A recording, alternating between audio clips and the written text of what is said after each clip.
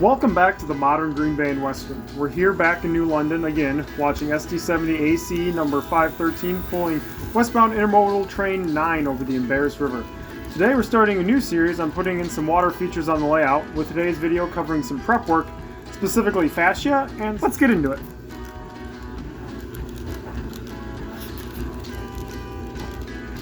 So in New London, I plan on having 3 different water features. The first one is that aforementioned Embarrass River.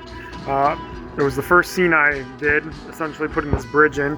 Obviously it's by no means complete, but that's what I'm hoping to do. The next part is, you know, some people wonder why the Green Bay and Western didn't do so great, or why it didn't last. I mean, they built the whole thing through a bunch of swamps.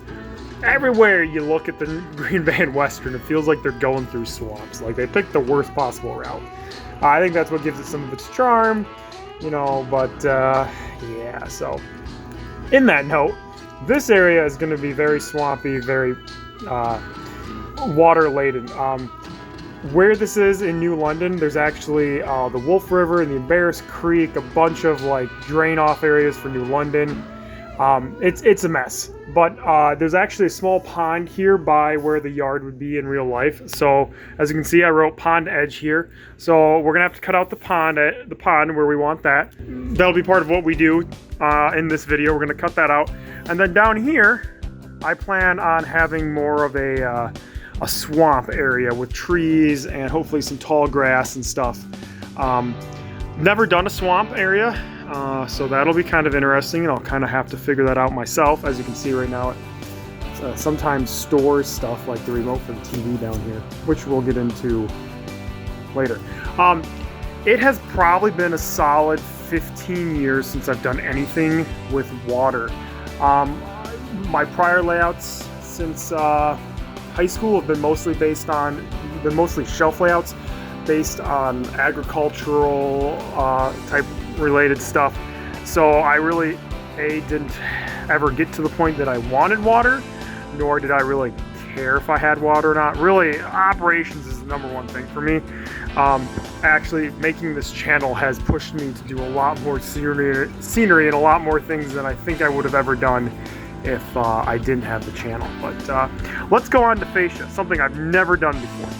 So here's an overview of the layout in my basement. As you can see, we use a lot of it for storage underneath. I actually just recently moved a bunch of that stuff, and a lot of it needs to go back in because I was working on a different project for the house down here. So all that's gotta go back in. But also it shares room with our laundry. In this corner is my workbench, which is always a mess, but I think every workbench probably is at one point or another. And then also a playroom slash family room down here. As you can see, we got the wooden trains. Got some YouTube up, Dan's Model Railways, Trash to Track. If you don't watch that channel, take a look at it. It's actually a pretty decent channel, especially it's great to have something on in the background while I'm working on stuff in the layout. So in that vein, I want to make this look a little more put together. First of all, hide all the storage underneath, and then also kind of frame the layout itself. So that's where the fascia is going to come in. So yeah, what we're going to do with fascia is we're going to start here and work our way that direction. I don't believe I have enough to do I know I don't have enough to do the entire layout, but I want to get to the point where this has fascia on it, so I can seal it up, and that way I can pour the water, and it won't just fall off the layout. And then same for the pond edge and for the swamp. In doing some measuring, it appears that 7 inches is about the right length for my fascia, and then the skirts can go underneath and cover the rest. And by what I mean by that is the bottom will always be 7 inches below this point on my layout, the flat kind of foam portion of my layout. It may rise up, such as here. I'm going to have a piece that rises up and covers my little foam piece here where the bridge is, and it may go down here, like where I have this depression. And it'll also go down where I have the river and the pond and other stuff. Follow the hills and valleys of the layout a bit, and I've always thought that's a real good way to do fascia. I always thought if I was ever going to do fascia, that's how it would look on my layout. So the first thing I have to do is cut out my pond area. I don't want to go in too far to the left or right because to the left I have a roadway that needs to go in, and then I want a bit of a separation and a bit of pine timber in between the pond and the swamp area. But yeah, fairly simple, just cutting it out with my handheld Sawzall, vacuuming it up, you know, parts as I go so I can see better. I got a wire brush that I use to kind of dig out a little deeper, and then using a sanding block just to kind of smooth everything out, kind of give it a more natural look and a more smooth look so it's not jagged foam. And this is how it turned out. So next I'm going to get to cutting some hardboard for the fascia. After ripping my 2x4 sheet of hardwood into 4 by 7 inches. I then sanded all the edges to get rid of where the cuts occurred and make them look better. I then marked a 5 3/4 inch on all my sheets to know where they're going to get screwed in at. The astute viewer will notice that this one is much taller than 7 inches, and that is to accommodate for us to be able to cut out this portion on here. So it's all one piece. I don't have to worry about having 2 pieces here or going in. So right now I'm just going to test fit this in. I'm going to drill some holes and screw it in so I can mark out the exact shape of the landscape.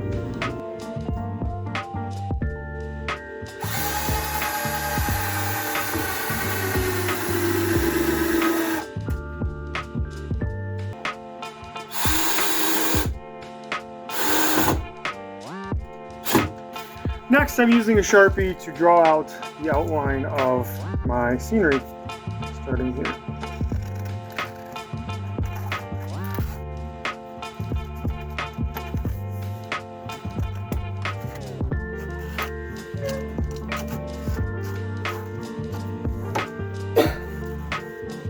Okay, and now that that's marked out, I'm going to unscrew this so I can cut it out.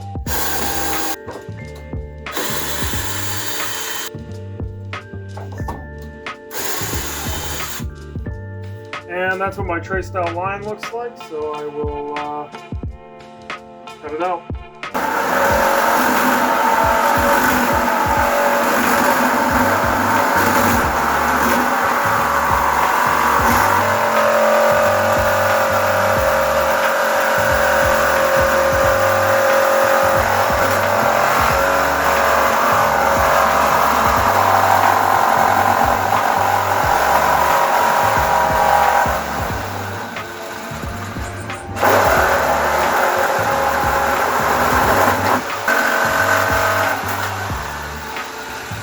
Next, I'm going to paint all this pink foam, at least the edges, black.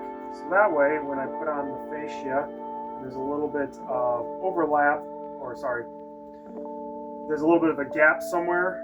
You don't see pink, you just see more black, and it'll look like it's all one piece, and hopefully it will blend a little better.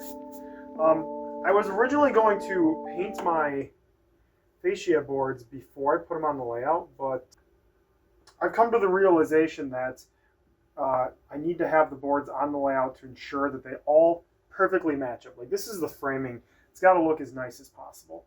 So I'm going to put them on here. I'm going to have to cover some of my scenery to ensure when I paint the paint on the fascia boards, it doesn't get on my scenery. But otherwise, I think it's going to work better. I won't have to take them on and off and on and off and wear out the holes I've drilled and stuff, and ensure that they're properly attached. So that's why I'm painting this now, and then I'm going to put up the boards, and we'll go from there painting the boards.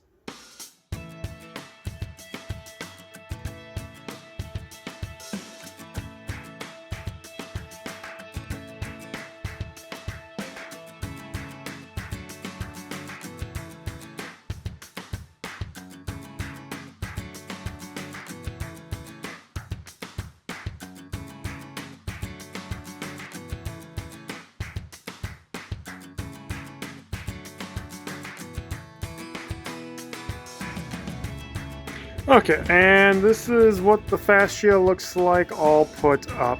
or at least as much as I can get. It doesn't quite go to the end here, but that's fine. This is kind of a bit of a test run. I'm more worried about down that direction, the pond and the river right now, than I am about the swamp. We'll get to the swamp when we get to the swamp.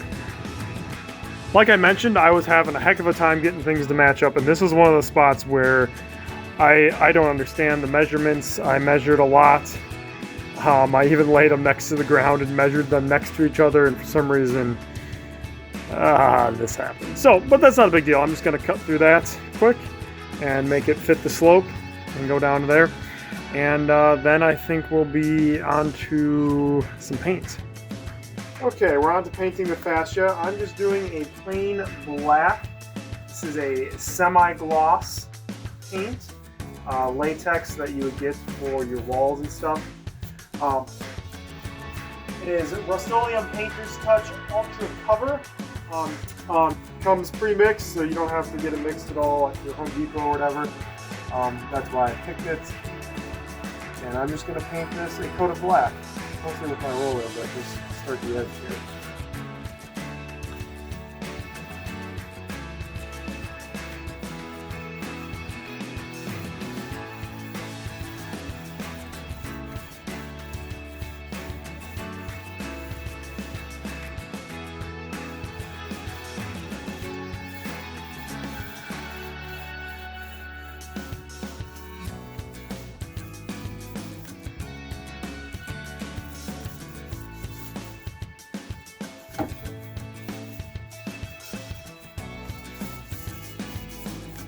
For areas that I already have scenery on, I'm using this little paintbrush just to paint the tip, the edge of my cardboard flat, so that that's not brown.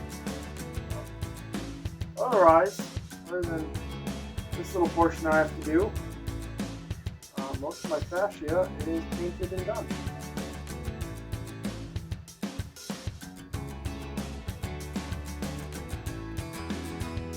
And now that the paint is dry on the fascia, we can call this portion of the project complete.